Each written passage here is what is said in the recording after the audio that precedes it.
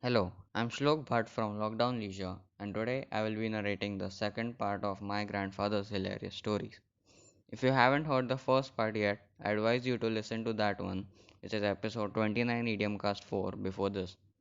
But if you are wondering what the answer to yesterday's riddle was, it was bookkeeper.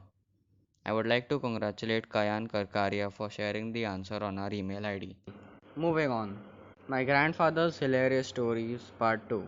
So, this is how the next episode goes. Story 1. My grandfather's dad used to love thumbs up.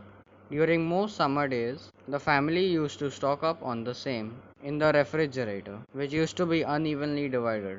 My grandfather's dad used to drink most of it by something called seniority, and the kids used to get a few sips. Being one of four siblings was directly proportional to the reduced amount of the drink. So my grandfather and his brother used to siphon off some on the sly. To cover up their heinous crime, they used to fill the exact same amount of water in the bottle, so nobody would know. Things turned out fine for some time, until the greed made them drink so much that there was no thumbs up left, only water. My grandfather's dad realized what was happening, and that episode led to warm, sore, and red backsides, the kind that happens after being spanked. Story 2. This story involves the milkman. It so happened that my family had shifted to a slightly bigger house, which was a 1 BHK from a small one room kitchen. This was day 2 of the new house. The time 5:30 am, and the doorbell rings. It was the milkman. He wouldn't carry a bottle or a pouch of milk and deliver it to your doorstep in those days, like they do now. But they used to carry milk in large tin cans, travel around the colony, ringing doorbells, and people used to come out of their houses to collect the milk in their vessels. Since my grandfather's mom used to wake up first, she went to open the door. Unfortunately, she couldn't find the same. It was dark, and it being a new house, her orientation was off.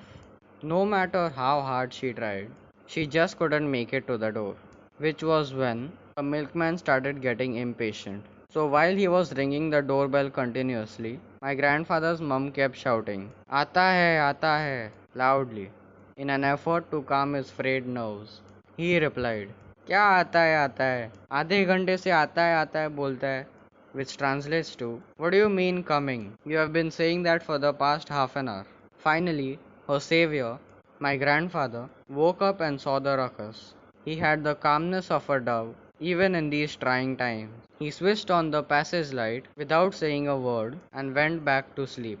His mom was guided by his divine intervention and found the door quickly and a very angry milkman outside it. Story 3. My grandfather's family at that time weren't very well off, and their clothes used to show it.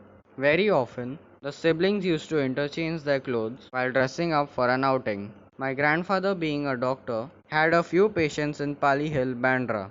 Now, let me give you a background of the people who live in Pali Hill.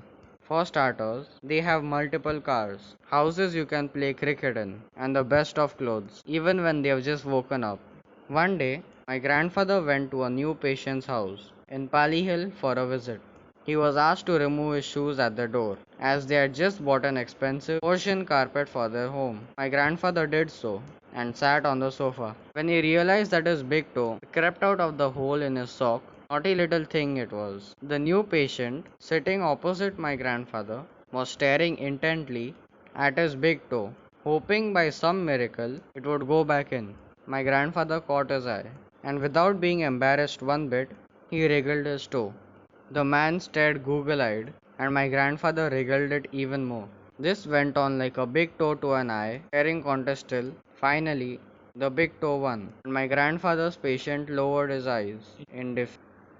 Well, those were three more stories, people. I'm going to sign off now. But do ask your grandparents to narrate such stories to you as well. It will make your day. The idiom for my story is find joy in the smallest of things. Goodbye and thank you for listening.